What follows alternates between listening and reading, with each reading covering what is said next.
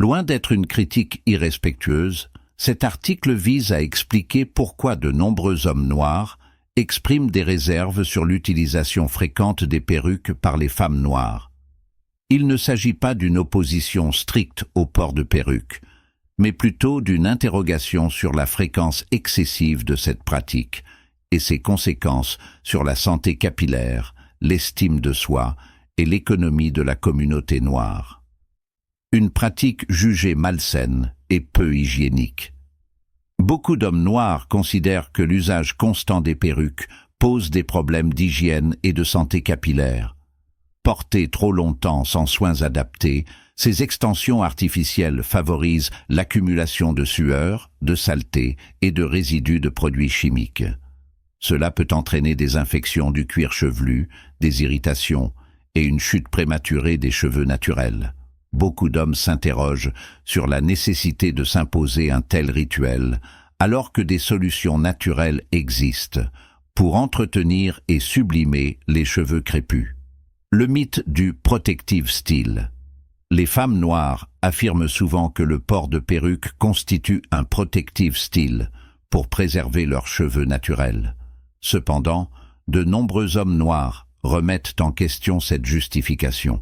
Si l'objectif est de protéger les cheveux, pourquoi n'y a-t-il pas plus d'innovations au sein de la communauté noire pour créer des produits capillaires adaptés plutôt que de recourir systématiquement à des cheveux synthétiques ou importés d'autres communautés? Cette approche semble davantage résulter d'un conditionnement social que d'une véritable volonté de soin, un complexe d'infériorité inconscient. Un autre point soulevé par de nombreux hommes noirs concerne le fait que ces perruques imitent majoritairement les cheveux lisses des femmes asiatiques ou blanches. Pour beaucoup, cela traduit un complexe d'infériorité et un rejet inconscient de la beauté naturelle noire. Pourquoi les femmes noires ressentent-elles le besoin de porter des cheveux qui ne reflètent pas leur héritage naturel? L'acceptation de soi passe aussi par la valorisation de ce qui nous rend uniques, une industrie qui enrichit d'autres communautés. Un fait indéniable est que l'industrie des perruques et des extensions capillaires est dominée par des communautés non noires, principalement asiatiques. Chaque année, des milliards de dollars sont dépensés par les femmes noires pour acheter ces produits, enrichissant ainsi des industries qui ne réinvestissent pas dans la communauté noire.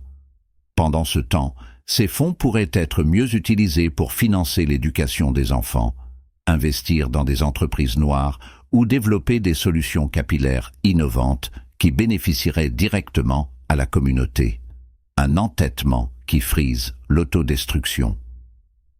Malgré ces réalités, de nombreuses femmes noires continuent de porter des perruques avec une obstination qui intrigue.